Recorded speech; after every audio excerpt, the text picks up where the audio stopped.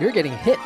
But before you start picking out the perfect wedding dress and tuxedo, you might want to discuss the union or your finances first. Here are 4 financial questions to think about before you tie the knot. When you get married, it's for better or for worse, and that includes your finances. Because of the enormous amount of debt that a lot of people have, there is this sense of obligation to share that. It is shocking how many people do not take those steps. This is personal finance expert Stephanie O'Connell. She's an author, speaker, and also happens to be engaged. Talking about your finances can be awkward, but don't let that keep you from getting married. There are many things you can't prepare for, but your finances shouldn't be one of them.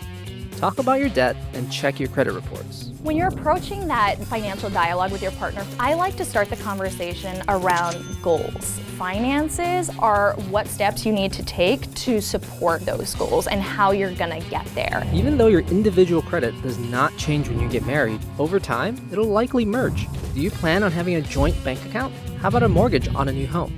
Then you should be getting your credit in order.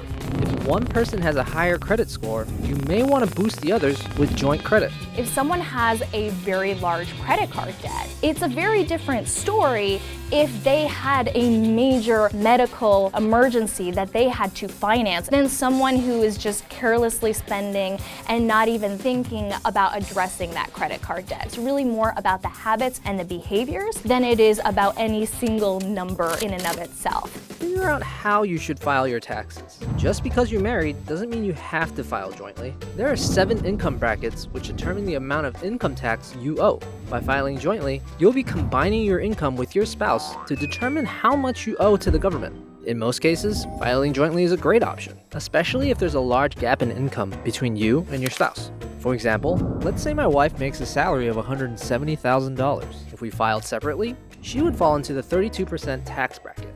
But if we filed our combined income of $210,000 jointly, that would drop her down to a tax bracket of only 24%. If we earned a similar amount and found it brought us up a bracket, then maybe we would consider filing separately. Shop around for new insurance.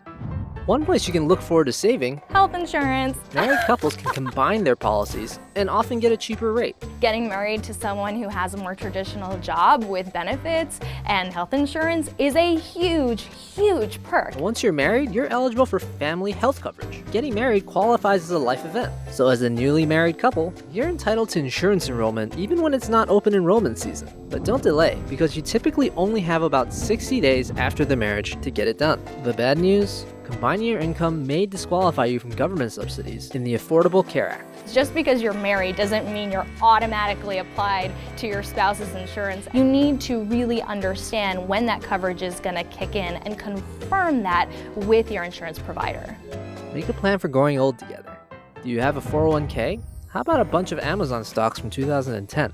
Those are things you might want to let your future spouse know, as they'll likely become your beneficiary once you're married. Spouses can freely transfer other benefits as well, like Medicare, disability, and even veteran benefits. You know, if that person has a 401k through work, are they getting the full employer match? If you don't have retirement benefits through work, what are you doing to set up your own retirement fund? If you're married and in a single income household, you can open an individual retirement account. Married couples at retirement age also get additional options for collecting Social Security benefits. Think about what you need financially to support all the life you want to live in between now and retirement. Marriage is not easy, but talking about your finances and being realistic about your future goals is. I'm a big fan of money dates. Pull out all that information, grab yourself a drink, and take a look back at your spending and say, okay, what can we do better? When my fiance proposed, he gave me this beautiful ring. I was like, about that ring, it's so beautiful, thank you, let's get married. But let's think about this